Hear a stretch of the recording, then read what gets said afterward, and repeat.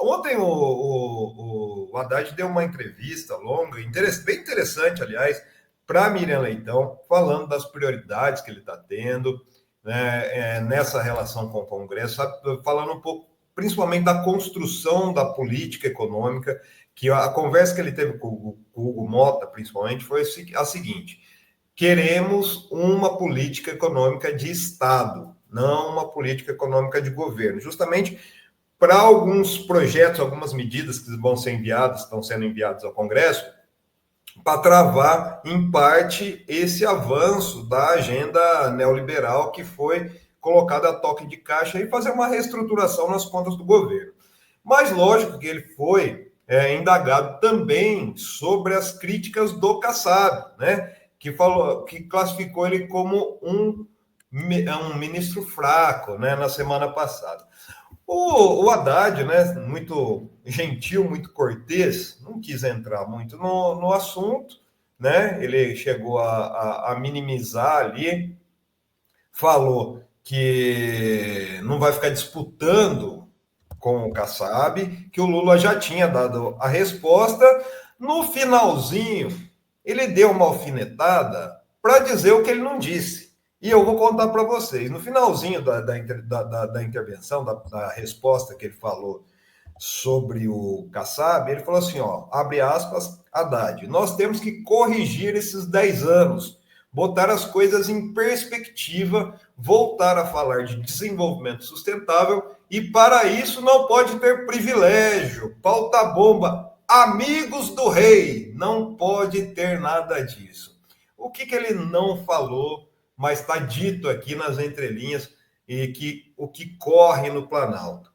Olha, a avaliação do Planalto é a seguinte: a crítica do Kassab é porque o Kassab é um pote até aqui de mágoa com o Haddad. Eu vou listar para vocês aqui os motivos, né, da mágoa nutrida aí pelo Kassab em relação ao Haddad. A primeira talvez seja uma das mais importantes, mas eu acredito que a última é a mais bombástica de todas, né? A primeira remete a 2012, o Azenha deve lembrar bem disso, disputa a Prefeitura de São Paulo, o Kassab estava em ascensão com o padrinho político dele na época, José Serra, né? A disputa à Prefeitura de 2012 aconteceu depois, no primeiro mandato, o Serra deixar o Kassab na Prefeitura para disputar o governo do Estado. Daí voltou à Prefeitura, entrou na disputa e perdeu por 55-44 em 2012 para o Haddad. Ou seja, enterrou todos os projetos majoritários do Serra, que tinha sonho ainda dentro do PSDB de disputar em 2014 a presidência da República. Nunca mais disputou um cargo majoritário. Mas o pior, o Haddad fez quando entrou na prefeitura, que desmantelou um esquema de financiamento da carreira política, não é da campanha, não, da carreira política do Kassab. A primeira coisa que o Haddad fez quando entrou na Prefeitura de São Paulo, vocês devem lembrar, foi justamente uma atuação ferrenha em cima daquilo que ficou conhecido como a máfia do INSS. Né? Vocês lembram disso, da máfia do INSS? E a máfia do INSS era operada, olha para vocês verem como é uma coisa atual. Vai falar, a Prita está falando mais de 2012. Não, em 2022, dia 5 de setembro de 2022, o irmão do Rodrigo Garcia, que à época era par e passo, tem uma relação muito próxima, e eu não vou entrar em questões pessoais aqui com o Kassab, mas o irmão do Rodrigo Garcia, que é o Marco Aurélio Garcia, confessou que comandava um esquema de lavagem de dinheiro na máfia do ISS, do ISS, não INSS, ISS, que é o Imposto sobre Serviço, na Prefeitura de São Paulo, que desviou 500 milhões de reais dos cofres da Prefeitura de São Paulo durante a gestão de quem? Gilberto Kassab. Né? Então, essa é uma questão. Também, o Haddad acabou, vocês lembram aquele selinho que tinha nos carros, que tinha que colocar, todo ano tinha que renovar para andar em São Paulo, Eu tive até um problema com isso uma vez na transferência do meu carro, que era um selinho de inspeção veicular, que foi a taxa de inspeção veicular, que foi criado pelo Kassab. Era um esquema do Kassab com a Camargo Correia na época que operava isso aí. Isso ficou muito conhecido. Inclusive, tinha pessoas, né, como o Alexandre Silveira, que fazia ligação da CCR, da Camargo Correia, com esse esquema lá da inspeção veicular no governo Kassab. Haddad acabou com isso também. Gente, outra coisa, máfia do túnel Roberto Marinho, vocês lembram desse caso também? Que é superfaturamento nas obras lá do túnel Roberto Marinho em São Paulo, que favorecia aí a OAS, a Odebrecht e a UTC. Era outro esquema de irrigação da carreira política do Kassab. Então, essas três esquemas do Kassab, que geravam uma grande quantidade de dinheiro para o projeto político do Kassab, o Haddad acabou com isso. Então, essa é uma das razões da mágoa. Mas a pior agora, viu, Kleber? 2022. O projeto do Kassab, qual era o grande projeto do Kassab? Depois dele ter abandonado, ele era o ministro das cidades da Dilma, daí quando viu que não ia ter jeito da Dilma se livrar do golpe, ele pulou fora do barco e negociou com o Temer um ministério no governo Temer. Olha o animal político que é Kassab, gente. Daí, o que aconteceu? Ele ficou no governo Temer, né, com todo o aparato golpista do governo Temer, né, e depois ele estava negociando nos bastidores sair como vice do Lula em 2022. Nisso, o Haddad falou, não, você não. Foi lá junto com o Gabriel Chalita, que é uma figura, foi vice-prefeito, muito próximo ao Geraldo Alckmin, e negociou a saída do Alckmin do PSDB para o PSB com a condição de se tornar vice do Lula, que foi o que ocorreu em 2022. Então, essa é a história, né, dessas críticas do Kassab, que não vão parar agora ao Haddad, tá? Mas a avaliação de dentro do Planalto é que Kassab é um pote até aqui de mágoas com o Haddad. E é por isso que ele está desferindo esses ataques aí ferozes ao Haddad. Vai aumentar, viu, gente? O projeto... O Ivan tinha falado isso aqui semana passada. Então, Plínio, eu até mandei aqui, a gente está em sintonia, porque eu falei semana passada, porque quem é de São Paulo, da capital paulista, sabe, é pública e notória a rixa entre Haddad e Kassab. O Haddad fez a campanha dele, quando ele se elegeu em 2012, centrada em destruir a gestão Kassab. Destruir a gestão Kassab. Foi isso que fez o Haddad ser eleito. Tanto é que ele ficou no primeiro turno em segundo lugar em 2012. O primeiro lugar foi José Serra, ele estava em segundo lugar. Né? E aí ele vira para cima do José Serra no segundo turno e ele faz uma gestão tentando trazer a prefeitura dele como uma prefeitura que estava reconstruindo uma cidade aos pedaços, que foi a prefeitura do Kassab. E aí vem essa questão da máfia do ISS, né, que ele desbaratou, que foi assim um negócio que ninguém mexia, né? Ninguém mexia naquele vespeiro e o Haddad conseguiu mexer e colocou, atribuiu ao Kassab, né, o crescimento dessa máfia. Então tinha uma rixa assim, tinha a questão do Gabriel Chalita, que você colocou aqui também. Só pontuando, o Chalita, ele não foi vice, né, Plínio? Ele foi candidato a vice do Haddad na tentativa de reeleição. A vice do Haddad foi a Nádia Campeão, do PCdoB. Exato, a Nádia.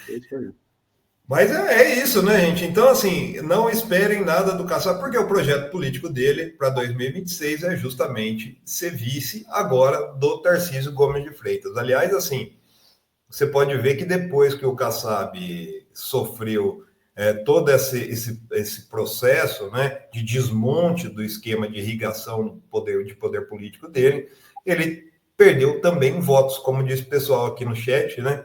É uma pessoa que tem poder político sem ter votos. E por que ele tem poder político? Porque ele faz as negociatas aí nos bastidores e sem escrúpulos, viu, gente? O Kassab é uma pessoa... Tanto que o Lula riu quando ouviu as críticas, porque o Lula sabe bem quem já foi passar o chapéu lá no Planalto algumas vezes, tomou um não, agora está com o Tarcísio. Inclusive, viu, Kleber? O Kleber estava trazendo informações sobre essas reuniões do Haddad com o Congresso. Uma das coisas que o Haddad tratou também, ou melhor, que o Alcolumbre, né, foi lá e falou com o Haddad na reunião, foi justamente a possibilidade, né, de uma troca no Ministério de Minas e Energia. A grande questão dentro do governo, existem críticas dentro do Planalto, é assim, ó, por que o Alexandre Silveira ainda está no Ministério de Minas e Energia? Esse é um dos grandes pontos de tensão, a gente trouxe isso também na semana, quando a gente conversou sobre essas tensões aí com o Kassab e o PSD, né? Deixa eu só trazer... É um dos brigões do governo, né, ali. Já brigou com o meio mundo, já arranjou todo tipo de sabor e segue firme e forte. Eu estou esmiuçando tudo isso num texto lá e eu vou subir daqui a pouco lá na revistaforum.com.br, viu, gente? Tá, só manda pra gente. Que não é verdade, o pessoal do chat. O Kassab tem voto, sim. O PSD elegeu 885 prefeitos. Então, assim, não é, ele não tem voto ele. Prefeito. Não tem voto ele, pessoalmente. 885 prefeitos foram eleitos pelo partido do Kassab contra 252 do PT. Só lembrando esse pequeno detalhe.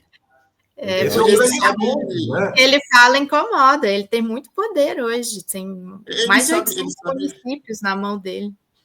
Ele sabe conseguir voto para os outros, ele consegue fazer articulações políticas ali que conseguem trazer caminhões de votos ali. Isso ele tem esse poder todo por ele ser esse articulador. E, inclusive, vale lembrar que o PSD surge de um plano ali, lá nos primeiros mandatos do presidente Lula, para esvaziar o Democratas ali, que era um partido de oposição, e o Kassab foi um dos articuladores ali, foi o despachante do Lula dentro desse grande plano de diminuir e enfraquecer o Democratas ali, que tinha um tamanho ali considerável e gerava alguns dissabores para os primeiros governos Lula. E que era do Rodrigo Garcia, né? Inclusive. Para ver o escrúpulo do Kassab, né? O Rodrigo Garcia era uma pessoa muito próxima, muito, muito próxima mesmo. E ele não teve nem aí, atropelou, da mesma forma que ele fez com a Dilma, né? Ele estava dentro do ministério, negociando um ministério após golpe com Michel Temer. Então, a gente vê quem é... Aquela época da saída da Dilma, né? Sejamos francos, o PSD hoje só existe, em certo aspecto, por causa do Lula e desse interesse de derreter o Democratas. E, Pelino, você falou da traição do Kassab com relação ao Rodrigo Garcia. Eles faziam dobradinha para se eleger. Quem não se lembra daquele jingle? Quem sabe, vota comigo. Federal é Kassab, estadual é Rodrigo. Isso aí, cara. Entrou para os anais dos jingles de política brasileira. Eles são casados ali e deu no que deu, né? Pois é, tem muitas histórias de bastidores dessa relação aí, mas olha, isso aí não entra na esfera política, viu? Não vou fazer essa fofoca não, viu, Azenha? Deixa eu trazer uns comentários aqui para o Kleber e para o Plínio. A Veranice Ferreira diz, Kleber, você já faz parte da equipe do Fórum Café, muito bom. A Denilda diz, bom dia, apresentadores e frequentadores do Fórum Café. Plínio realmente é um ótimo comunicador, bom regresso. Muita gente aqui trazendo o Plínio, quer ver? O Lázaro também, Lázaro Rodrigues. Bem-vindo, Plínio, demorou muito suas férias. Há controvérsias. Depende do ponto de vista, né? Tony, Kleber é o terror das casernas, conta tudo.